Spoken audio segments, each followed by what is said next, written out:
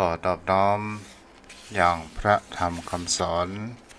ในศาสนานี้ที่องค์สมเด็จพระสัมมาสัมพุทธเจ้าได้ตรัสแสดงไว้ดีแล้วขอน้อมระลึกถึงอย่างพระสงฆ์สาวกหมู่ใหญ่ผู้มีทิฏฐิหมดจดและงดงามโดยเสียงกล่าวของข้าพเจ้าและขอถวายความเคารพนอบน้อมไว้สามายังครูบาอาจารย์พระเถรานุเถระพระภิกษุสงฆ์สามเณรพระสังฆาธิการ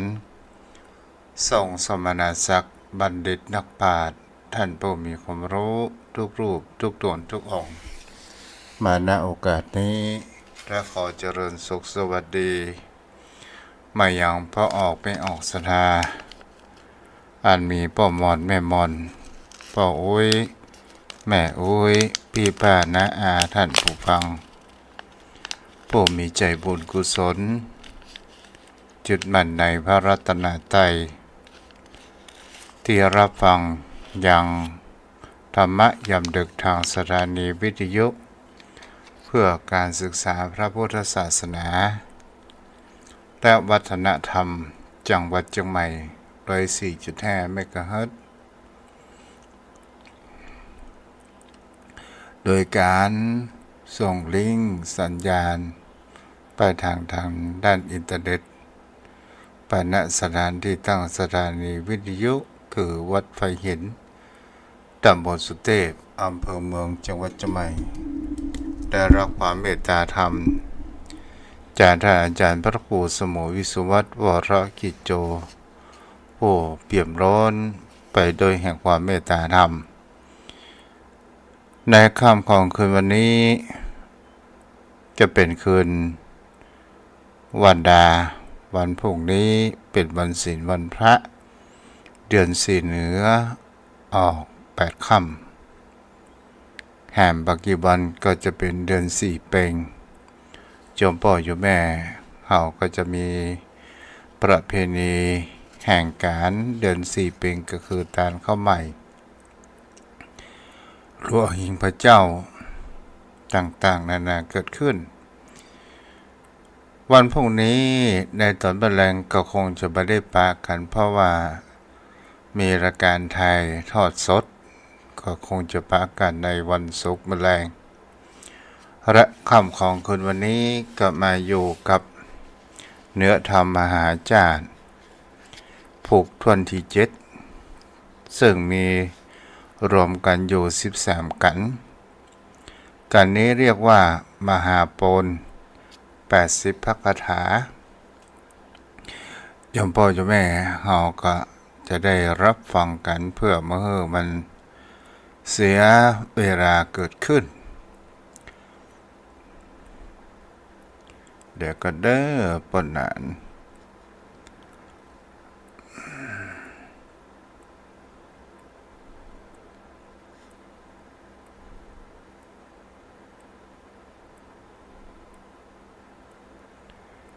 อันเด้อนะเอาปนนานเตรียมรับโทรศัพท์กันเลย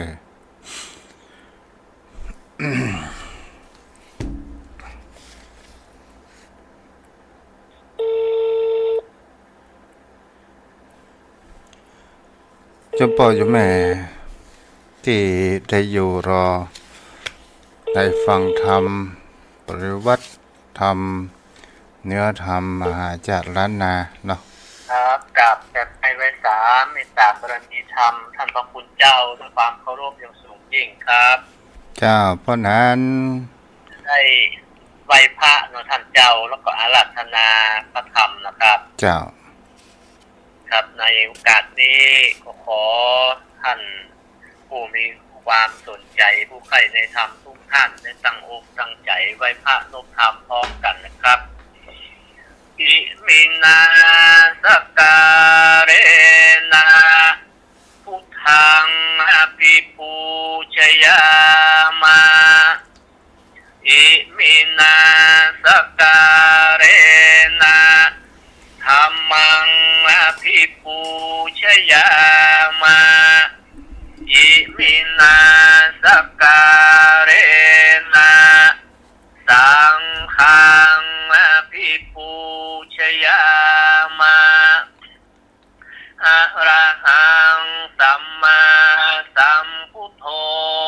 คะวา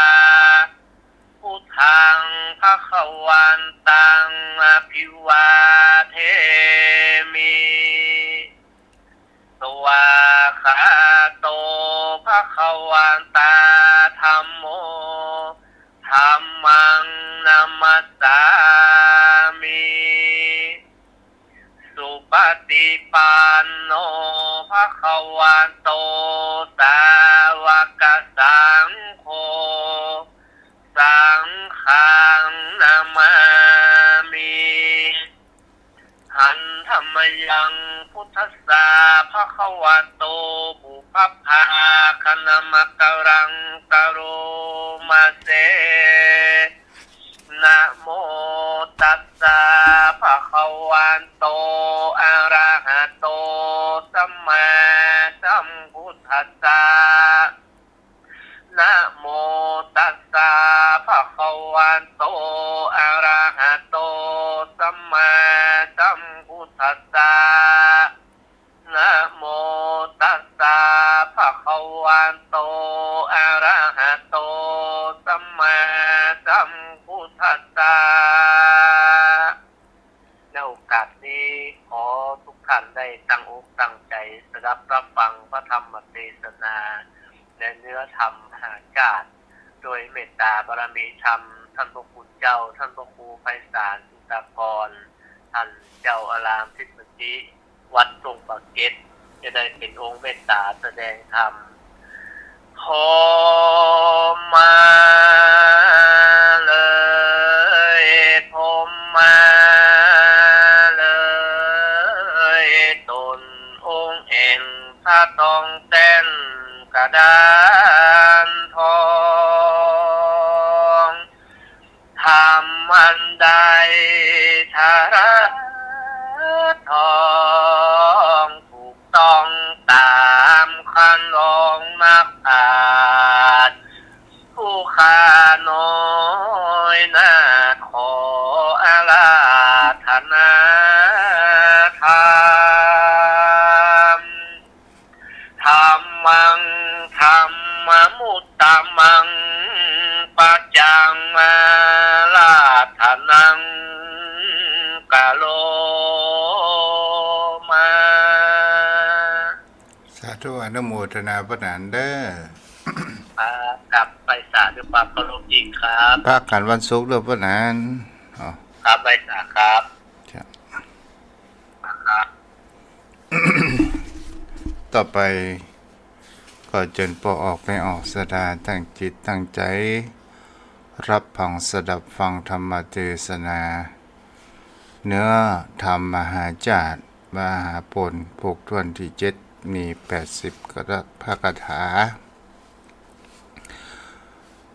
นะโมตัสสะภะคะวันโตอะระหะโตสัมมาสัม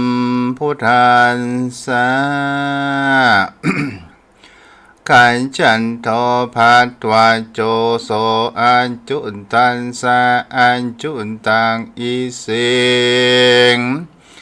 นิสวานาตังกันตวะโจสัมโมติอิสินาสหติ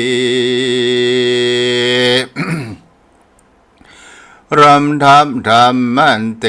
สนาถึงมหาผลกันทวนเจตบริเศษอ่านพระพุทธเจ้าห่างเต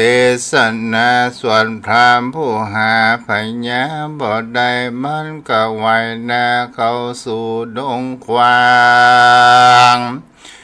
โดยหนต่างอ่านผ่านเจตบุตรหากบอกมันก่อนเตียวซอกป่าหิมวาน ก็หันหน้าสมจบทเจ้าอาจุตรสีหากจูในแก้วคู่ตนเดียวมันก่อนเตียวไปลอดกองหันเจ้ายอดจตุรสี หากอยู่สร้างบารมีมันยินดีใจใจก้มขาบไว้วันตามกล่าวเป็นกรันทาวากันจินุโคโพโตโกสรังกันจิโพนโตอานะมายังกันจิโอเชนายาเปทาดังนี้เป็นต้น ข้าขอยกมือกราบไหว้พระบาทไทยและสีความสวัสดีสวัสดียังคอยได้บ่ฮอนใครเป็นใดท่านเลี้ยงตนในป่าลูกไม้กว่าแสวงหาเอายังหัวมันแดงขาวเป็นเงาคุณเก้าอันอ่อนกินหวานพระการหนึ่งเลือกและยุงบินมาสะสวนลิ้นไหลลันเรือดงงูบอดลงมาสอดแสวงทอดตอมกายเนื้อหนังหลายบอดเนื้อหลายบอดลาพองดันกว่าและเลือ เจ้าตาปราสีจิงกล่าวเฮรู้ข่าวกันเดวาโกสรัญเจวะโนพระมณีดังนี้เป็นต้น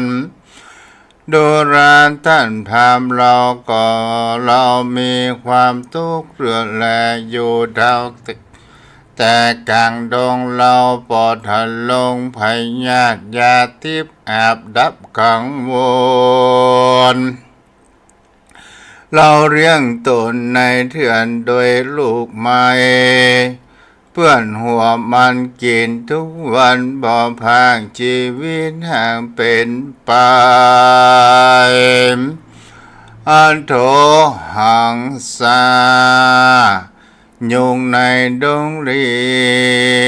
ขบปวดลิ้นไหลลวดเลือดดงงูบ่ลงแสวงสอดบ่ต้องทอดตนลาววะเน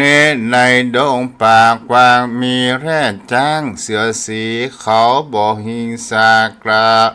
ตามโตดเมตตาแล้วลวดหนีไปและพามเฮย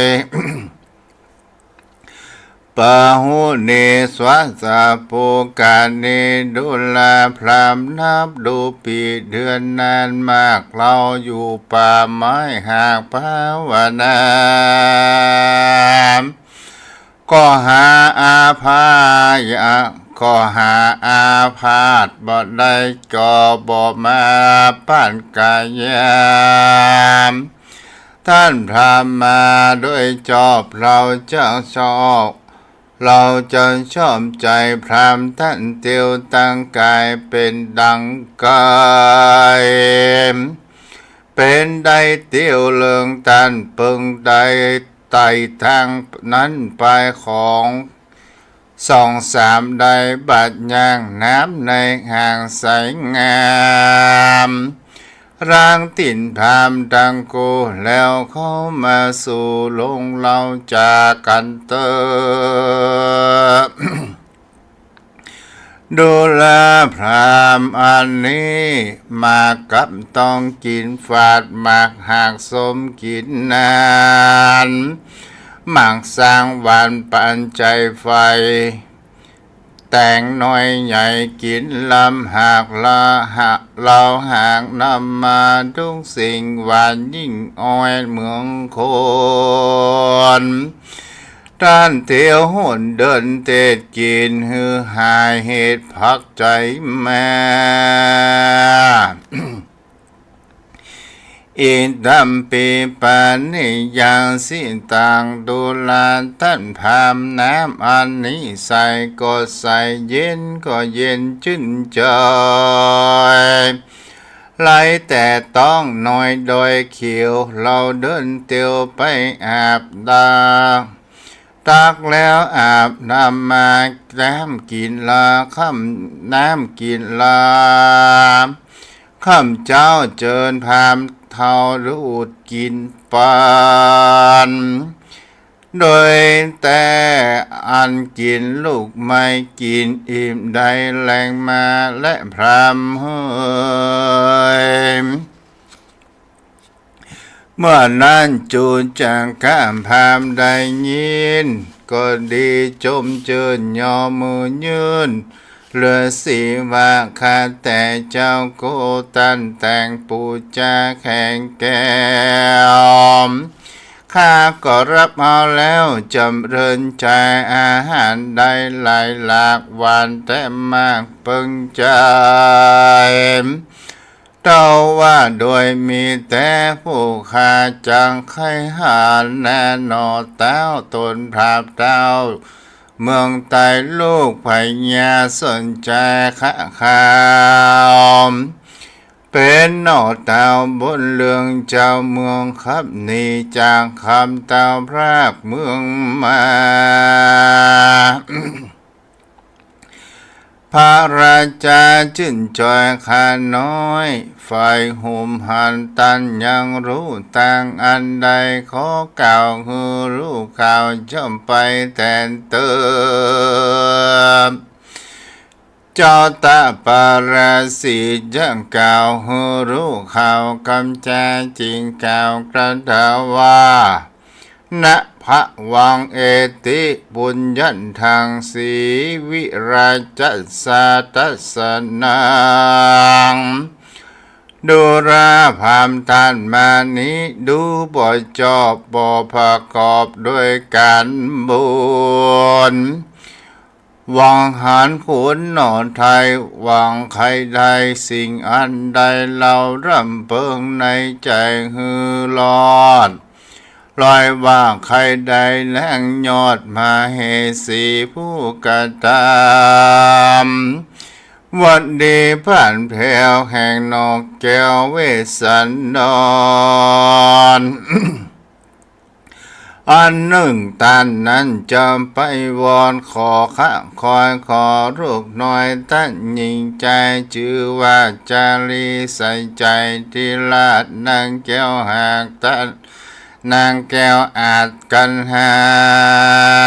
มท่านจ้างเอาไปเป็นข้าใจที่นอนนาตีนเมืองบ่อันท่านจังขอ3-4หรือจะจันเจือลูกอ่อนเนื้อเป็นเมียตนท่านอยู่ในภัยโศนป่าไม้ทุกยากไรบ่มีสางชื่อว่าเงินคำจังมาฝูงหมู่คายิ่งใจพระพุทธภายเป็นเจ้าต้านบ่มีเขาสักยาต้านก็เต้ามีลูกเมียกำมีลูกเมียกำลุงเต้าอยู่ด้านดาวคำเข้าคำพุ่นแล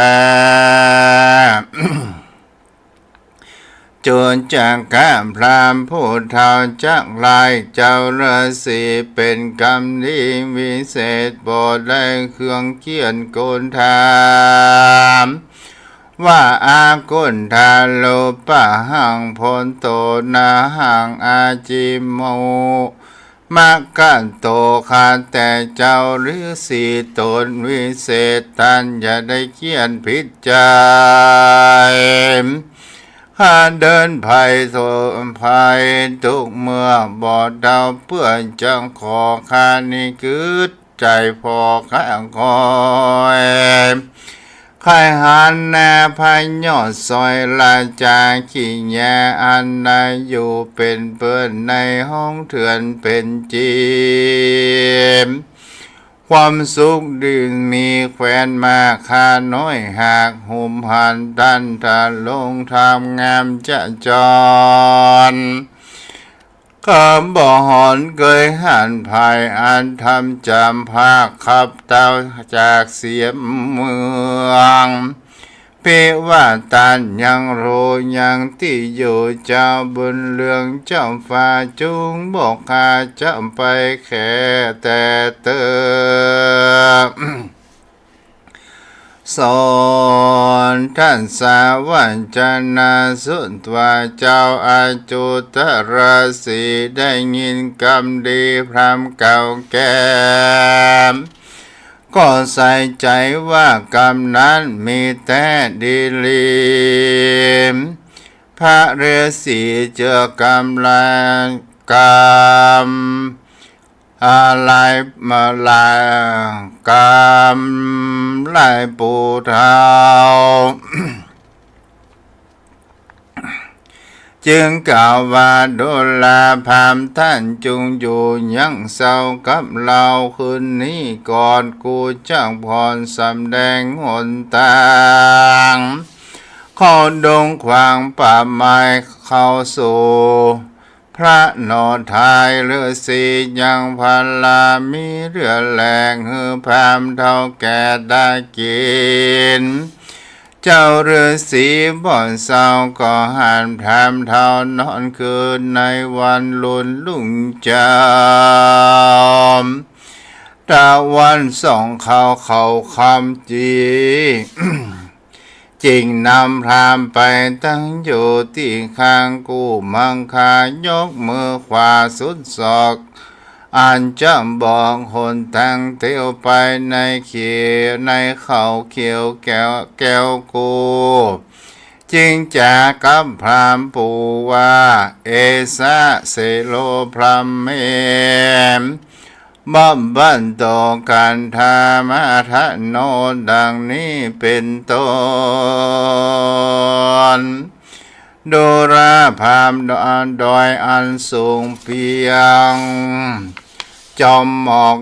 ตัดข้างของดงนาจึงพากันระมาตาบุญพอหินพากอกองการพาจำควรเมืองมิงอยู่สร้างสิ่งปารมีกำสองเรือสีเรือแล้วและนางนกแก้วลาสินีตันทาลงศีลดีวิเศษจูสร้างเป็นจีมถือขอเลี้ยวเกี่ยวไม่หมดเก่าไว้เป็นจันดามนางเสือลายแม่ห่มหอยลายพักพ้อยเตรียมตนตามตันกระตามผลจันใจคาคอยไว้เปี่ยวไฟเอเตนิลาดุลาพรามดาไม้ทั้งหลายเรือแลมีเต้าแต่กลางดงถ้าลงรูปงามจันจร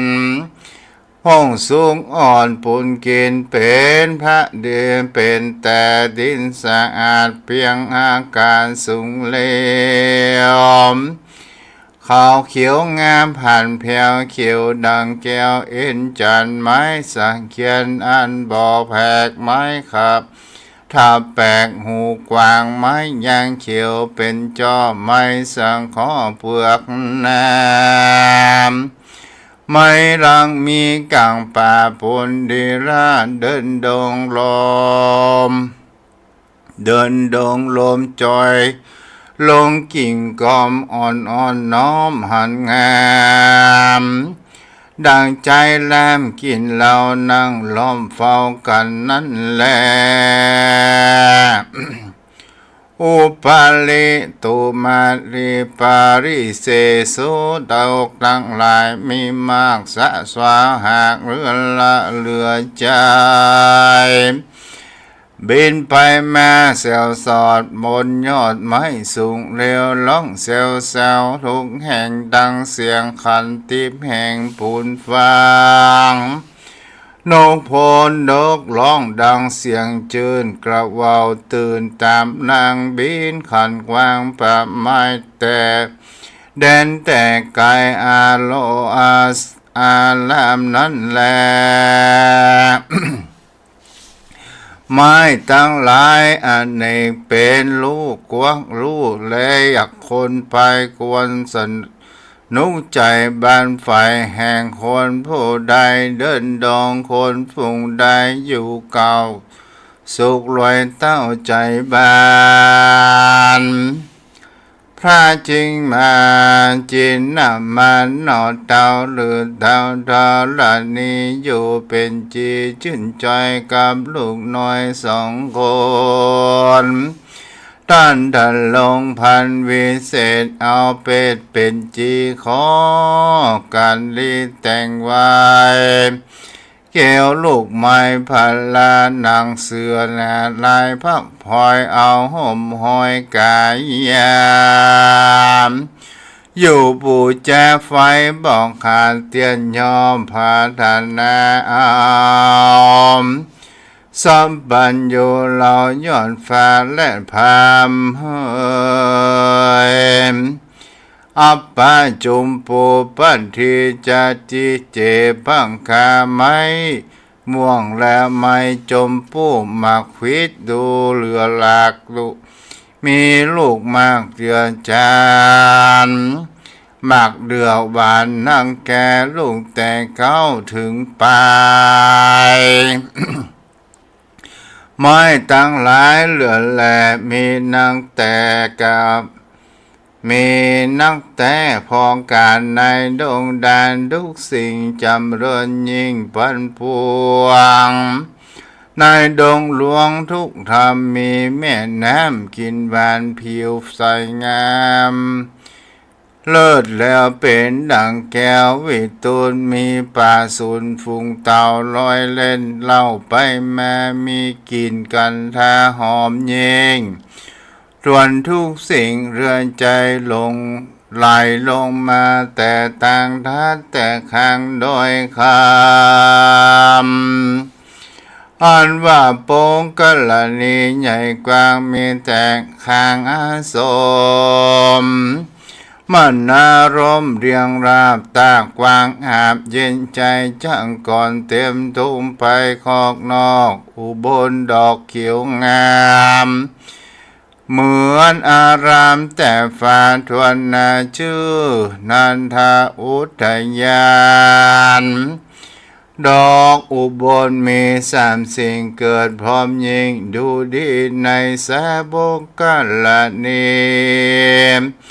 ทุ่งของผมเป็นดอกบานงามพระจิตแจ่มแก้มโดยหวังมีวันหน้าต่างหลายพันลังอันข่าวภายพองลังพองผิวกันตั้งเลือดแฝงกันอยู่นั้นตั้งเป็นกู้ใหญ่ก่อนนั้นแล เจ้าเรือสีนกแก้วกล่าวยิ่งแล้วคงดีอย่างบุกรณีเป็นกาวเอตันทาสมาปะหุกาดุลาพรามเขานกมีเหลือแลเขาโดยแพร่เป็นก่อเขาสารีนั่นนาเขามากบ่อตำก่อห่างเป็นสารอ้อยกินบ้านบ่อน้อยยิ่งกว่าอ้อยเมืองคนก็มีแลโดราพรามโหนต่างอันนี้พอ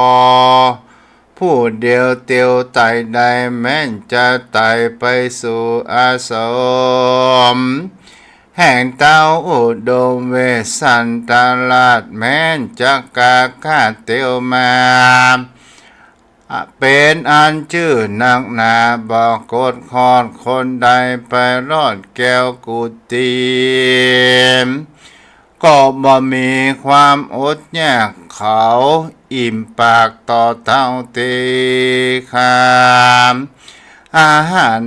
นาบอกกันยากบ่ลำบากในใจเจ้าต้นใดหนอเต้าอยู่ในดันดาวดงลีกามเตวีและลูกน้อยอยู่แดนอ้อยดอยคำ ต้านทาลงศีลธรรมวิเศษอยู่สร้างเป้เป็นและเป็นจริงขอ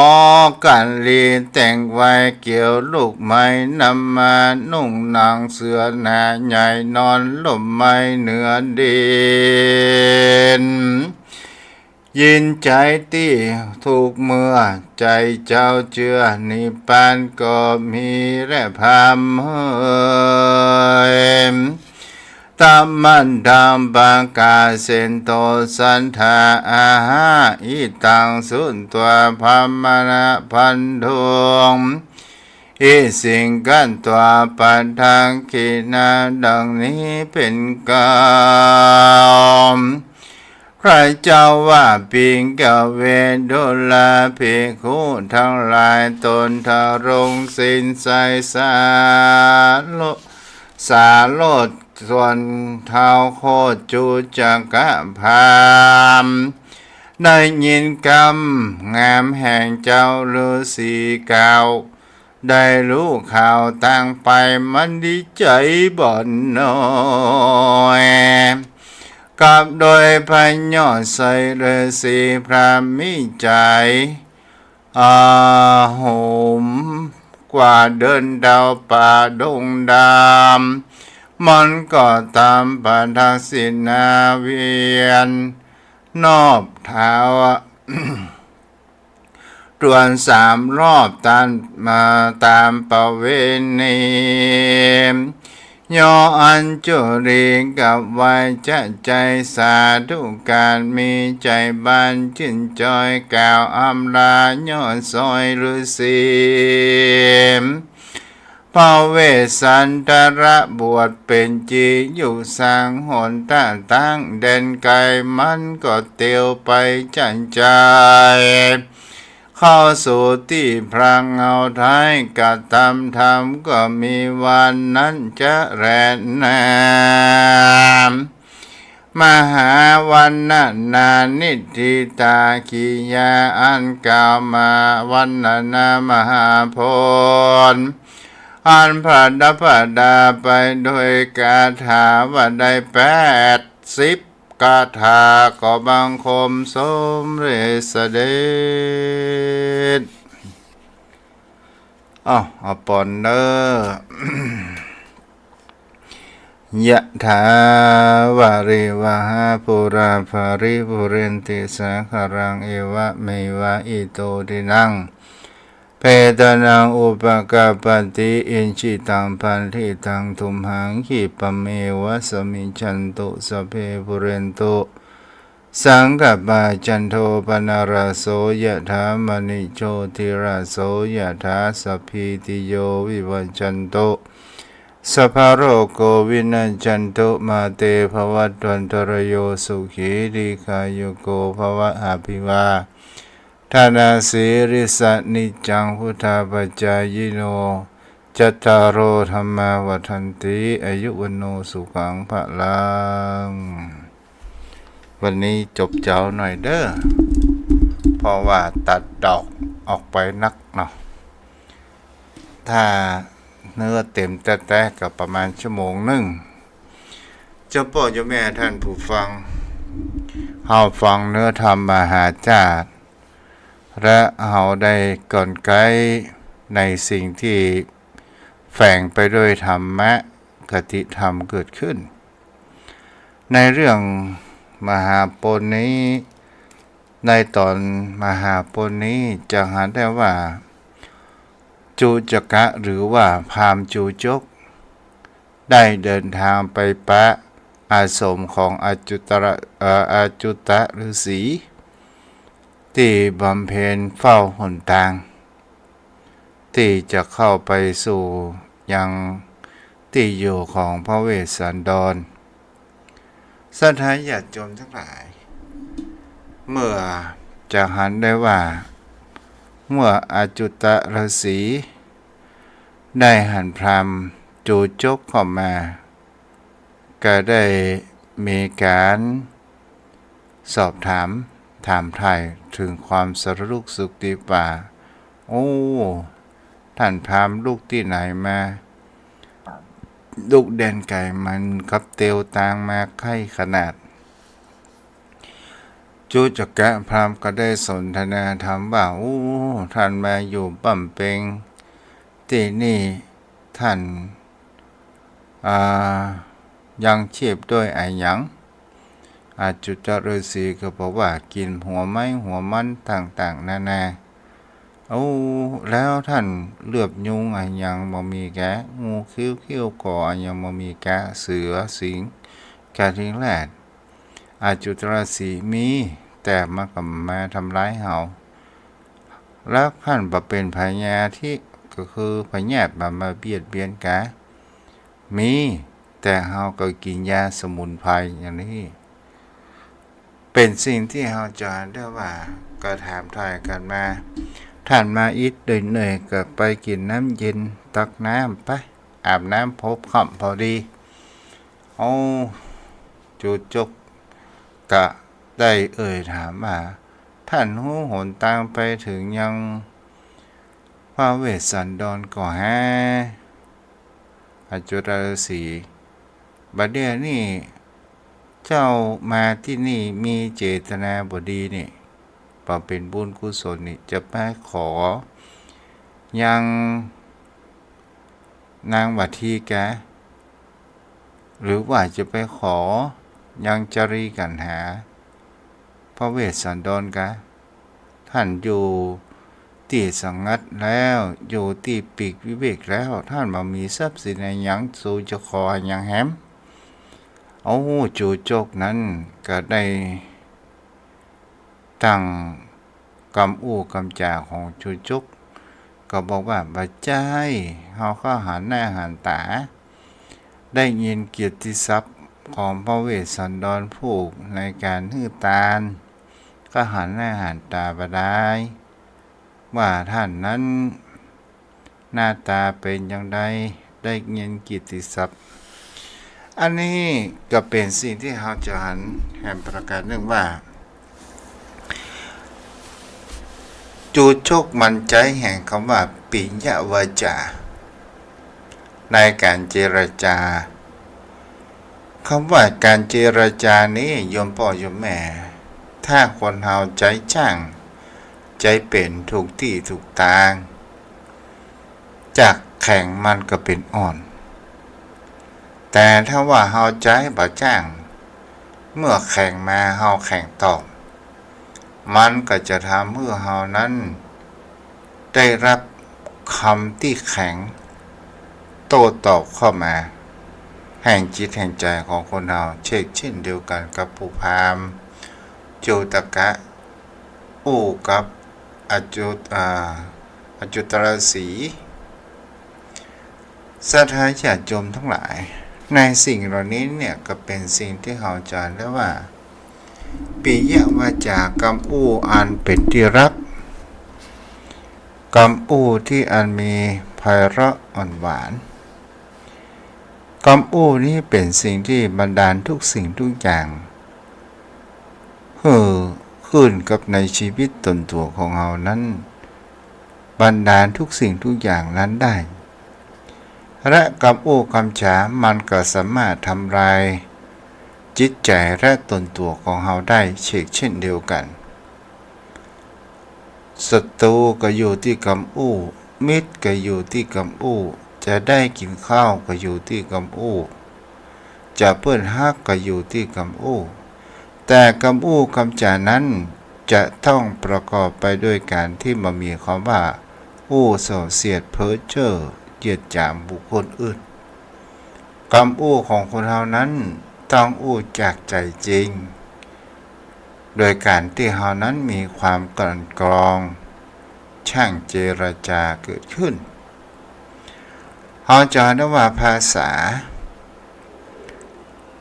บุคคลผู้มีความคล่องในเรื่องภาษายังบ่เท่ากับคล่องในการเจรจาที่เปิ้นฮ้องว่าเป็นทูตเป็นทูตต่างประเทศต่างๆนานานี่แหละเปิ้นฮ้องว่าผู้ ที่มีการเจรจาปิยวาจาเกิดขึ้นแม้กระทั่งในยุคสามก๊กศรัทธาญาติโยมทั้งหลายก็จะต้องมีทูตในช่างเจรจาเช่นเดียวกันครั้งในพุทธกาลศรัทธาญาติโยมทั้งหลายเราจะหาได้ว่าองค์สมเด็จพระสัมมาสัมพุทธเจ้าได้อูดในเรื่องแห่งคำว่าปิยวาจาจนทำให้ระบบแห่งความปกครองพระมหากษัตริย์ต่างๆเกิดแห่งความเลื่อมใสในพระรัตนตรัยเกิดขึ้นนี่ก็เป็นสิ่งที่เรานั้นสำคัญว่าพระพุทธองค์นั้นก็ได้ตรัสแสดงให้เราแล้วว่ากรรมอู้กรรมจ๋าก่อให้เกิดประโยชน์ผลสำเร็จในชีวิตตนตัวของเราได้ถ้าพระพุทธองค์บ่ได้เทศนาธรรมบ่ได้โปรดวินัยสัตว์ทั้งหลายพระองค์ก็ทำได้แต่พระองค์บักกระทำกำอู้กำจาในการโต้ตอบขององค์สมเด็จพระสัมมาสัมพุทธเจ้ากำอู้ที่เป็นประโยชน์พระพุทธองค์นั้นกระจายในการวิธีของพระพุทธองค์ว่ากำอู้ที่มันเป็นประโยชน์และสามารถที่จะทำให้เกิดผลได้พระพุทธองค์นั้นก็ตอบแต่คำพูดที่มามีประโยชน์นะพระพุทธองค์นั้นบ่ตอบ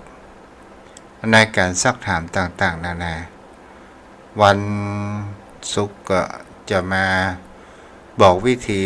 ในการในการเทศนาขององค์สมเด็จพระสัมมาสัมพุทธเจ้าเราเรียกว่าเทศนาปาฏิหาริย์ศรัทธาญาติโยมทั้งหลายเราก็ลองพอแม่ค้าแม่ขายถ้าอู้หวั่นใจจริงถามถึงสารลุกสุขสิบมาดิบของผู้คนลูกค้าก็ย่อมก่อให้เกิดสิ่งต่างๆนานานั้นเกิดขึ้นก็เดี๋ยวพวกนั้นเวลายังเหลือนักอยู่เนาะเดี๋ยวอู้แจกกับพวกนั้นตัววันพวกนี้บ่ได้ออกรายการเด้อยมพ่อยมแม่ท่านอาจารย์ว่ามีการรายการถ่ายทอดสดเกิดขึ้น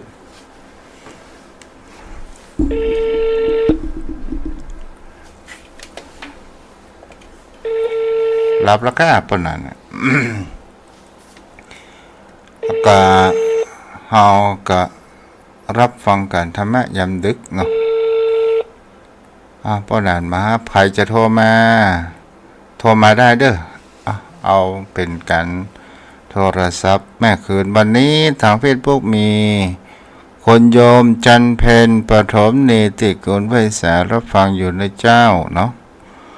เจ้าพ่อเจ้าแม่ท่านผู้ฟังวันเวลาผ่านไปของคนเฮาก็เหลือน้อยไปลงทุกทีสิ่งที่สำคัญมากที่สุดเจ้าพ่อเจ้าแม่เฮามันพิจารณาเจริญมรณานุสติเพื่อสร้างความคุ้นเคยให้กับจิตใจของเฮาเมื่อเฮาเกิดแห่งความคุ้นเคยแล้วก็จะทำเมื่อเฮานั้นมามีความหวาดสะดุ้งเกิดขึ้นโยมแม่อารีกับปปิโทรศัพท์ละแม่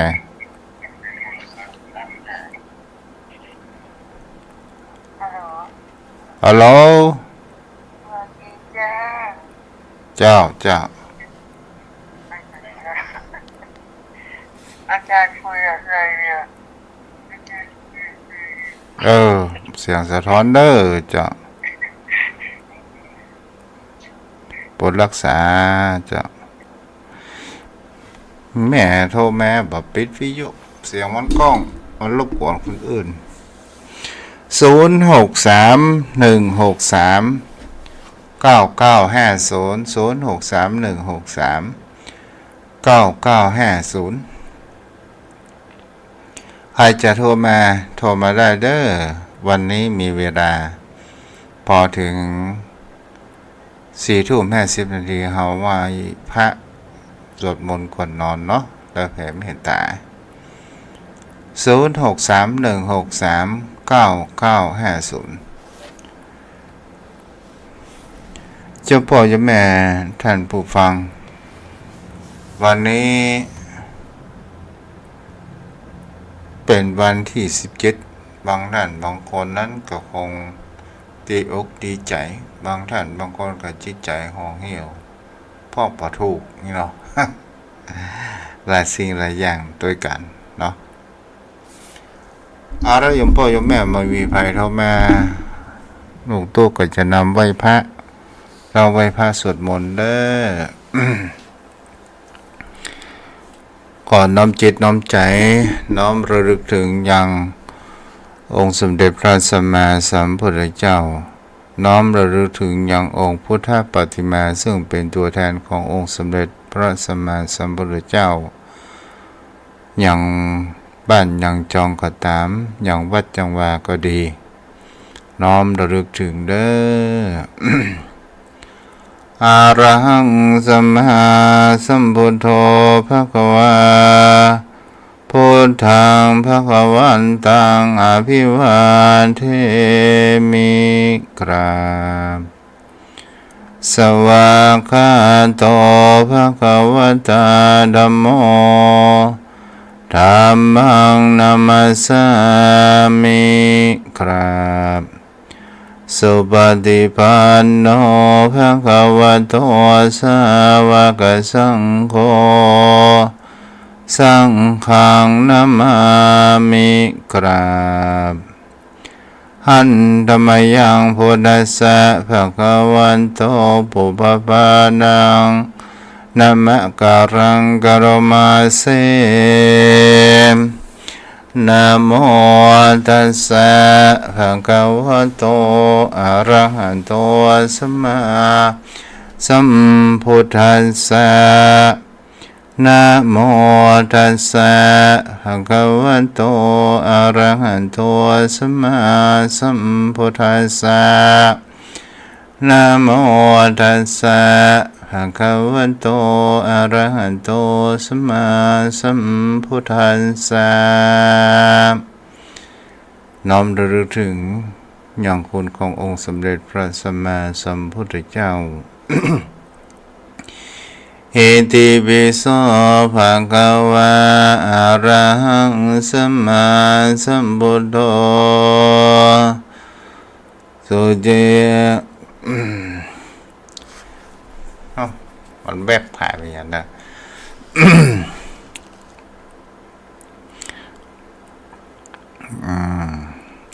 อิติปิโสภะคะวะอะระหังสัมมาสัมพุทโธวิชาจารณะสัมปันโนสุขโตโรกวิโดอานุตตโรปุริสธรรมสารถิสันทาเทวมนุสสานังพุทโธภคววันติกายเนวาจายวาเจตสวา